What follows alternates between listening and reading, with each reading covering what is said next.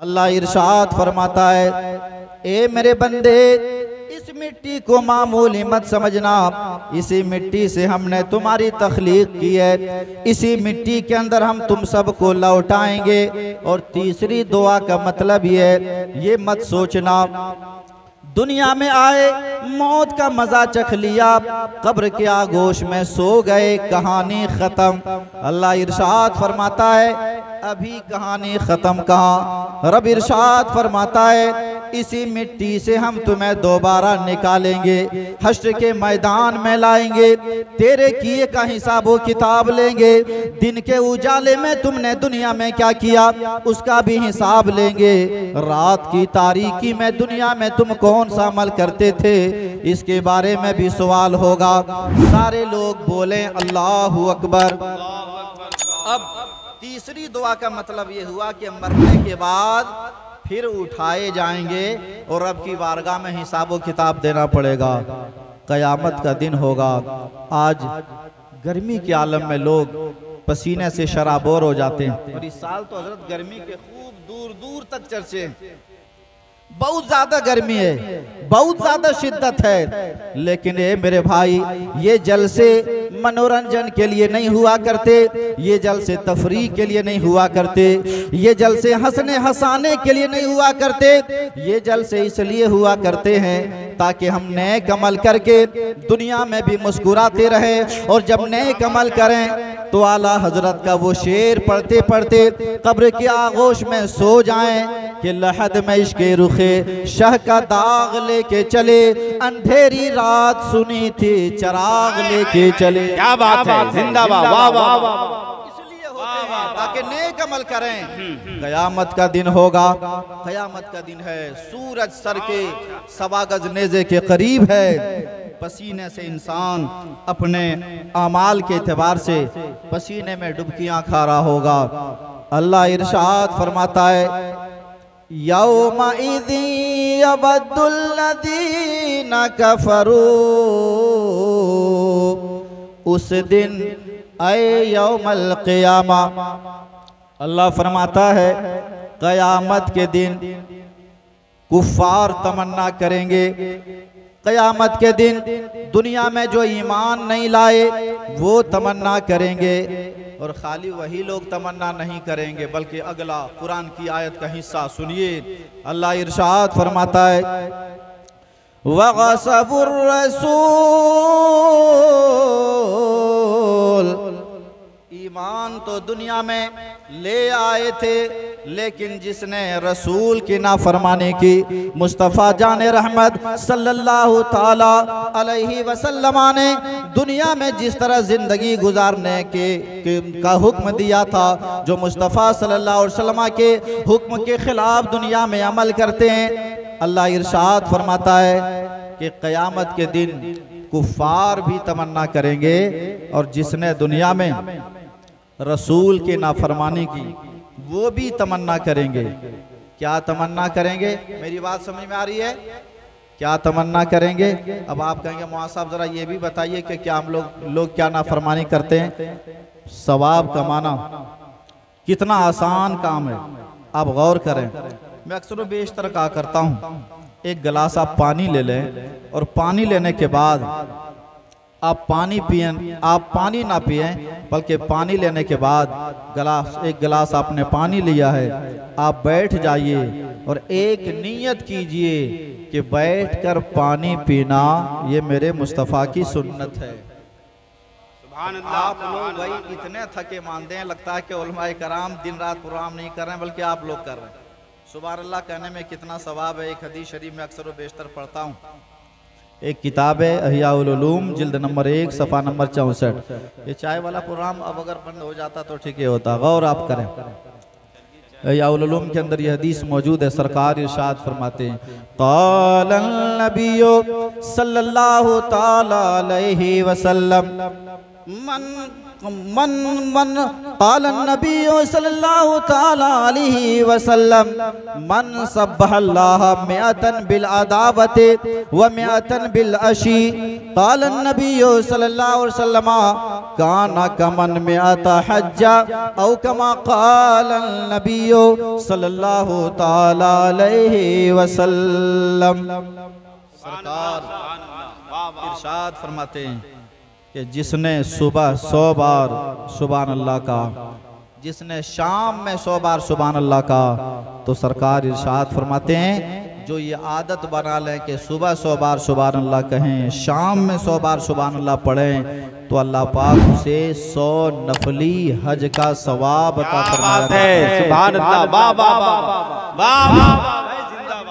अब इस हदीस का मतलब ये नहीं है, लोग कहेंगे चलिए बड़ी अच्छी बात बता दी, अब नमाज नौज बिल्ला नमाज का जिक्र नहीं आया, नमाज नहीं पढ़ें, नमाज गोल मोल करें, खाली बैठ जाएं और सुबह 100 बार सुभान अल्लाह कहते हैं और शाम 100 बार सुभान अल्लाह कहते हैं, हमें 100 हज मकबूल का सवाब मिल जाएगा।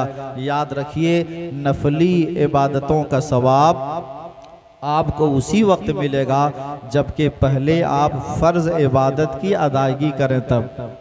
बातें कहाँ से कहाँ चली जा रही हैं। सुभान अल्लाह भी कहते रहिए, सवाब भी जमा कीजिए, क़यामत का दिन होगा। जिसने दुनिया में शरीयत के खिलाफ जिंदगी गुजारी वो भी तमन्ना करेंगे, जिसने दुनिया में ईमान नहीं लाया वो भी तमन्ना करेंगे। क्या करेंगे? क़यामत का दिन होगा। ए मेरे भाई, नफ्सी नफ्सी का आलम होगा। अल्लाह इरशाद फरमाता है, ए मेरे बंदे, क़यामत के दिन कुफार और वो मुसलमान जिसने दुनिया में अल्लाह और अल्लाह के रसूल की नाफरमानी की, दोनों तमन्ना करेंगे। क्या करेंगे?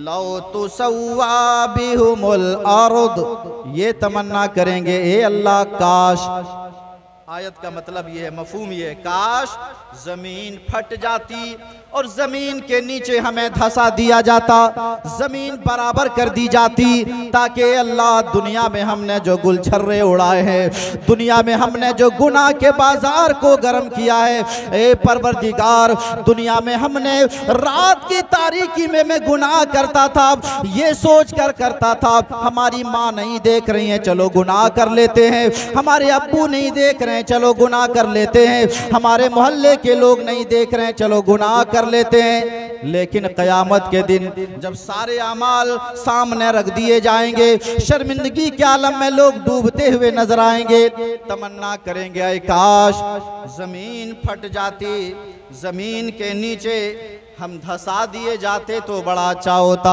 अल्लाह इरशाद फरमाता है, वला यक्तुमून अल्लाह हदीसा, क़यामत का दिन वो दिन होगा कि अल्लाह से कोई बात या कोई अमल कोई इंसान छुपा ना पाएगा। जल्दी बोलिए अल्लाहू अकबर। कोई छुपा ना पाएगा। हमने दिन में क्या अमल किया है, रात की तारीकी में क्या अमल किया, ओपनली सारी चीजें नजर आएंगी। बल्कि मैंने हदीस में पढ़ा है, उलमा जानते हैं कि क़यामत के दिन अगर एक राई का दाना सरसों का दाना, बोलिए कितने किलो का होता? 25 ग्राम, 10 ग्राम, उससे भी कम। लेकिन क़यामत के दिन अगर राई का एक दाना भी अगर क़यामत के दिन फेंक दिया जाए ना, तो वो राई का दाना भी अपने आप को छुपा ना पाए। ए मेरे भाई, सिर्फ आप मिट्टी ना दें, बल्कि ये भी याद रखें कि क़यामत के दिन हमारी पेशी होनी है रब की बारगाह में हमें हाजिर होना है, अपने किए का हिसाब व किताब देना है। जहां गुनहगार शर्मशार होंगे वहीं नेकुकार क़यामत के दिन मुस्कुराएंगे। सुभान अल्लाह। और कैसे मुस्कुराएंगे? क़यामत का दिन होगा, अर्शे इलाही के साए के नीचे अल्लाह पाक नूर की कुर्सियां बिछवाएगा। सूरह नूर के एक आयत की मैं तफसीर बयान कर रहा हूँ। क़यामत के दिन अर्शे इलाही के नीचे नूर की कुर्सियां अल्लाह पाक बिछवाएगा। कुछ खुशनसीब को अल्लाह आवाज़ देगा, फला बिन फला कहाँ हैं, आ जाएंगे। नूर की कुर्सियों पर बैठने का हुक्म दिया जाएगा। और जब नूर की कुर्सियों पर जब बैठ जाएंगे, उनके चेहरे ऐसे चमक रहे होंगे 14वीं के चांद से भी ज्यादा कुर्सियों पर बैठने वाले के चेहरे हसीन व जमील नजर आएंगे। मेरे भाई, जब अर्श इलाही के साए के नीचे खुश नसीब बैठ जाएंगे तो अहले महशर बोलेंगे, ए अल्लाह, नूर की कुर्सियों पर बैठने का तूने जिसे शरफ दिया है, ए मौला, ये कौन लोग हैं जिनको नूर की कुर्सियों पर बैठा कर आज इज्जत दी जा रही है, वकार बहाल किया जा रहा है। अल्लाह इरशाद फरमाएगा, ए अहले महशर पूछते हो नूर की कुर्सियों पर मैंने ये बैठने का शरफ किसको दिया है? अहले महशर कहेंगे, मौला बता दिया जाए। अल्लाह इरशाद फरमाएगा, रिजालुल ला तुल्हिहिम तिजारतुन वला बैउन अन ज़िक्रिल्लाह व इक़ामिस सलात। अल्लाह इरशाद फरमाएगा, आज नूर की कुर्सियों पर मैंने बैठने का शरफ उसे बख्शा है जो दुनिया में तिजारत करते थे, दुनिया में खरीदो फरोख्त करते थे, दुनिया के काम काज किया करते थे, दुनिया में दुनियावी काम भी किया करते थे। लेकिन सुनो, नूर की कुर्सियों पर आज बैठने का शरफ मैंने उन्हें दिया है जो दुनियावी काम के साथ साथ नमाज भी पढ़ते थे। सुभान अल्लाह। दुनियावी काम करने के साथ साथ ज़कात भी अदा किया करते थे।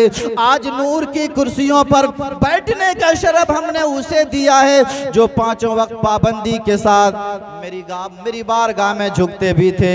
ए मेरे भाई, अगर चाहते हैं क़यामत के दिन इज्जत व वक़ार का ताजे ज़र्री हमारे सर का ताज बना दिया जाए तो ये उसी वक्त होगा जबकि हम दुनिया में शरीयत के मुताबिक अमल करें और तमाम इबादतों में जो सबसे अहम इबादत नमाज है, पांचों वक्त पाबंदी के साथ नमाज पढ़ें। हम लोग भी जब अपना मोहल्ला आते हैं तो बड़ा अफसोस होता है, अजान हो रही है, बहुत सारे लोग ऐसे हैं जो मोहल्ले ही के अंदर रहते हैं, जिनके कारोबार मोहल्ले ही के अंदर हैं, लेकिन अजान होती है बैठकर वक्त गुजार देते हैं, नमाज नहीं पढ़ते हैं।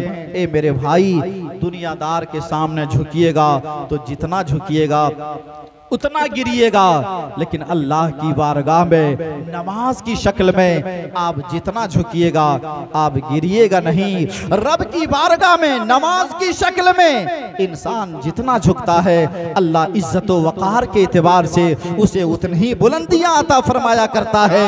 इसलिए दुनिया में झुकना है, दुनियादार के सामने ना झुको, झुकना है परवरदिगारे आलम की बारगाह में झुको, खालिक़ कायनात की बारगाह में झुको और पाबंदी के साथ पांचों वक्त नमाज पढ़ो। इंसान जब नमाज पढ़ता है दुनिया में भी शादो आबाद रहता है और आखिरत में भी इंशाअल्लाह इज्जत व वक़ार की ज़िंदगी उसे मिलती हुई नजर आएगी। अल्लाह करीम की बारगाह में दुआ है, अल्लाह पाक इन सारी बातों पर सबसे पहले मुझे अमल करने की तौफीक अता फरमाए।